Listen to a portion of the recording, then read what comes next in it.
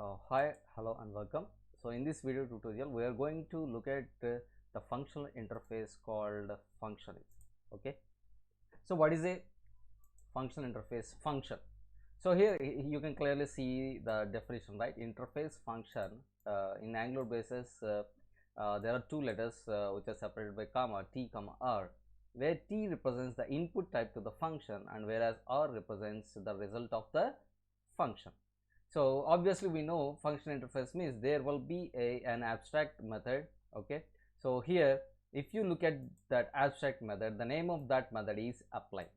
Okay, so where it is going to take the t type as an input and it is going to give you r as a return type. Okay, so it might be anything. So now let us code this in Eclipse. So before going to do that, I'm just writing, I'm going to take the t as integer and whereas r as string. So function integer comma string obj1 is equal to x string dot value of x.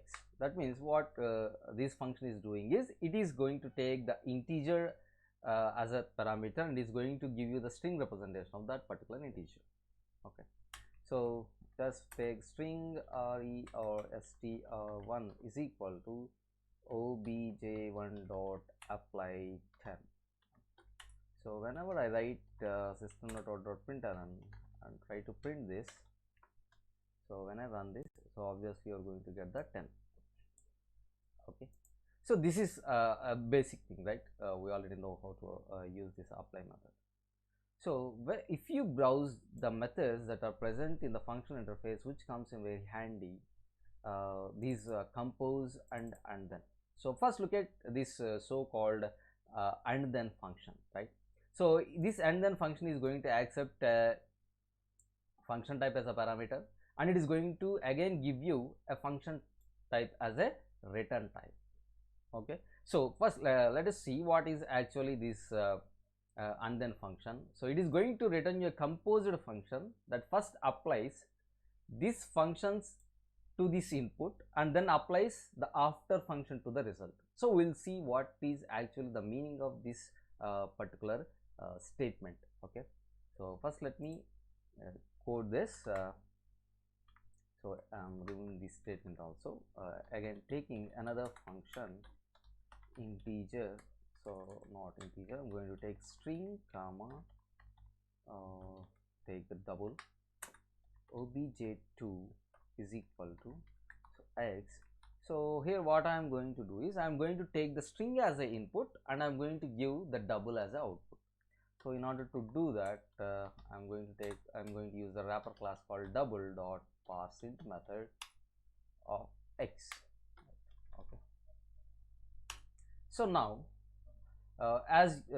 now we are going to make use of function. Okay, function integer comma double. Okay, we will see why I have taken integer comma double. Okay, so obj3 is equal to obj1 dot obj2 so dot and then obj2. so here if you observe the syntax of this particular function and then it is going to accept, here you can clearly see in the documentation it is going to take a function type as a parameter, right, and it is going to give you a function type as a return type. So we will see what is the t comma v and r comma. Okay, we'll see. So syntax wise this is okay and the return type is a function type. Okay, so that's why I have taken on the left hand side a function type and I have named it as obj3. So now what I'm going to do is, so say out obj3 dot apply of so I'm going to give 10 as an input. So now let me run this. So you are going to get 10.0 because it's a double, right? See, if you clearly observe this particular statement, I have taken integer double. So what actually here happening is, here I have mentioned obj1 dot and then obj2. That means first this apply function, the so-called lambda function what we are having here, so this is going to apply on the x. Okay, x means it is of type integer, right? So that's why here I have taken the integer. So whatever the output that you get here, okay, is given as input to this particular function. Okay, I hope you got it. So here let me again mention here, here it is a string and here is double. Okay, and here the t is integer and r is double. Okay, so now things are a little bit more clearer, right? Okay, so that means whatever the output of this particular statement is going to give as input here. Okay, so what are the string that you are going to get here, it is going to give as an input here, and it is going to parse that thing, and it is going to give you the double representation. That means see, this is what here we are saying, string comma double, right? So obviously if you write obj dot andThen, okay, the final return type of this particular function is going to be the return type of this this particular function, and this input is going to be this input. Okay, I hope, see here string and string are common, right? Because the output of this particular obj1, okay, is going to be given as input to the obj2 function. Okay, so obviously that means you are going to first you are going to give the integer, and finally you are going to get the double. So that is that's how things works here. Okay, so if at all if you want, rather than writing obj dot andThen and obj2, you can also write like this, something like this, obj1 dot apply of 10, right? So I'm going to write like this, obj2 dot apply of string, right? So I hope this makes sense, right? So let me write it in a system.out.println statement. Let me maximize this. Yeah, right. See, this is what actually going to happen. Okay, that means first apply this lambda function, the so-called, but first apply this function, and the next whatever the output is going to come here, it is going to be fed as input to the obj2 dot apply. So this is what internally happens. So in order to do that, you can make use of obj dot andThen function. Okay, so ultimately if you want to get the result, you need to make use of the apply function. So that's obvious. Okay, so it's up to you whether you can go with the andThen function, or else if you want to write like this. See, why I'm saying this means if you observe, see, just if you're in Eclipse, just press on control, you will get something like this, a thumb icon. Whenever you click, you are going to get the source code of that particular class, exception, or interface, whatever it might. So if here if you see the documentation, I mean the class code, sorry, the interface code, see, this is what it is going to reply.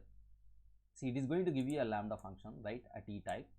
Okay, so and it is going to first, it is going to apply the so-called first apply function, the so-called obj1, and the next it is going to apply the obj2 ones. Okay, so this is what really actually happens if you use the same function. Okay, so it's up to you. If at all you want, you can also write like this, or else if you want, you can go like this. I just want you to know what's really actually going on inside. Okay, so that's why I have written the statement like this. Okay, so if at all if you want, just let me rename the things. Suppose if you consider this as v, so obviously you are going to have t and v, right? So now it makes sense, right? See, tr tv, so obviously you are going to get t and v, right? So that is what he is saying here, function t comma v.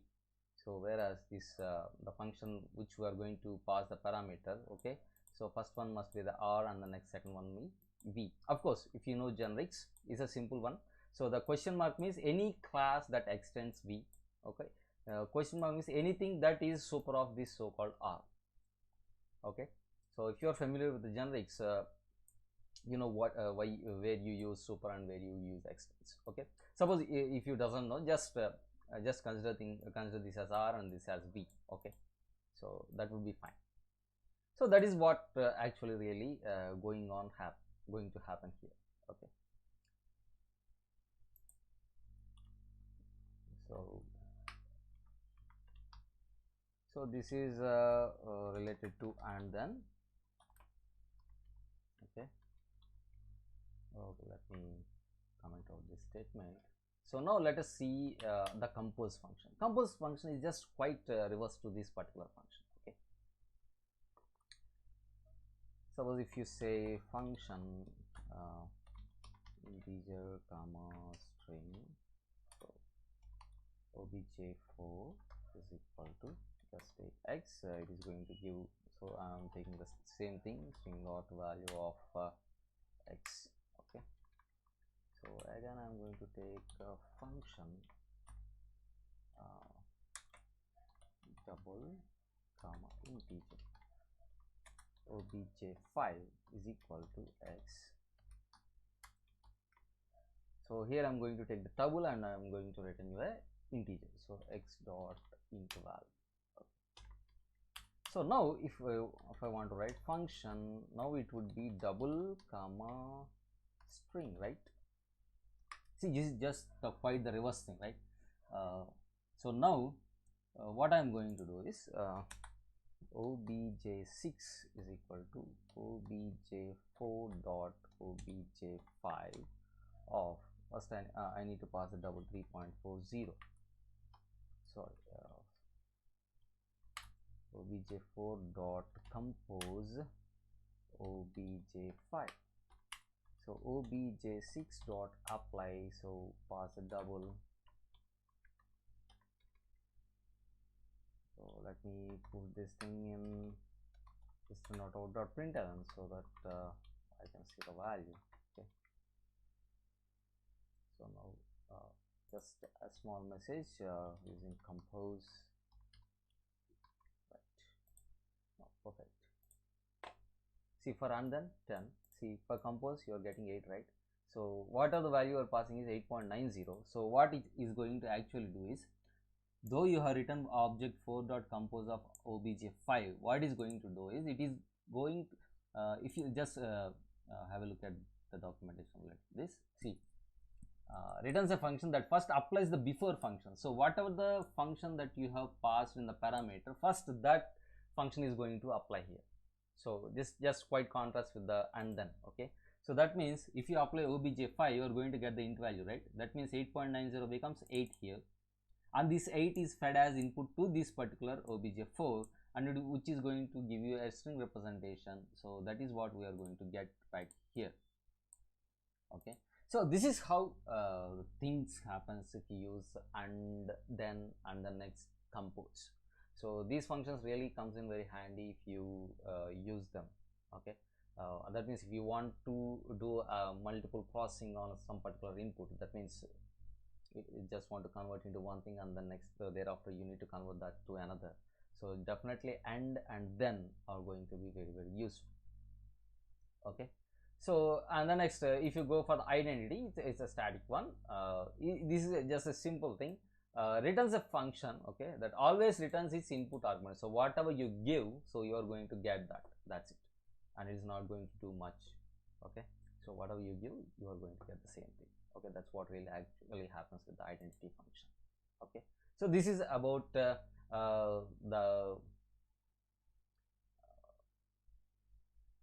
function functional interface function. Okay, and about the functions andThen and compose.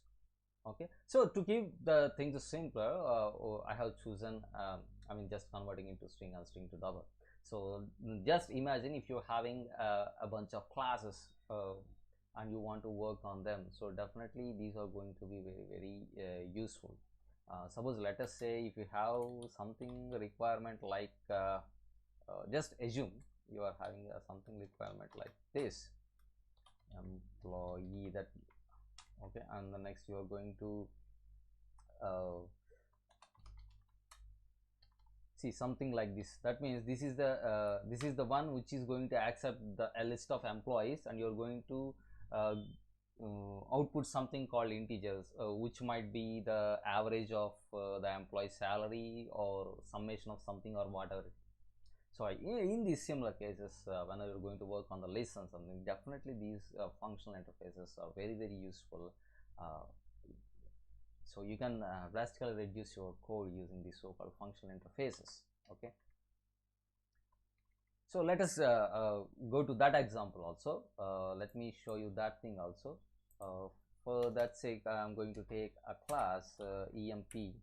Okay, so to keep the thing simple, what I'm going to take is I'm going to make everything as a public things, public int age, or take it as salary. Okay, and the next public int age. Okay, so just take the constructor public emp int salary comma int age. So okay, it's a small thing, small case. Okay, this dot salary is equal to salary, and this dot age equal to age. Okay, so let's say function. So let me add some employee objects. So list employee list is equal to new array list employee, or else if you want you can directly take the array list also. So it's emp, sorry, it's emp.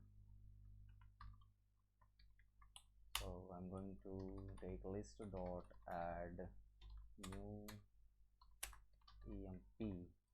So first so I'm paying 100 rupees upfront, just example, take 1000 as a salary, and the age is 14 or 24. So like this, so 1000, 2000, 3000, 4000. Okay, so take the age 25, 34, 22. Okay, so now I want to find out the average salary of an employee. Okay, so in order to do that, I can write like this function. So this function is going to take list of employees as an input, and it is going to deliver an integer. Okay, so emp fun fun. Oh, so I'm going to write the lambda. So here x, so as there are multiple statements, I'm going to take curly braces. So here x means you're going to get the list, right?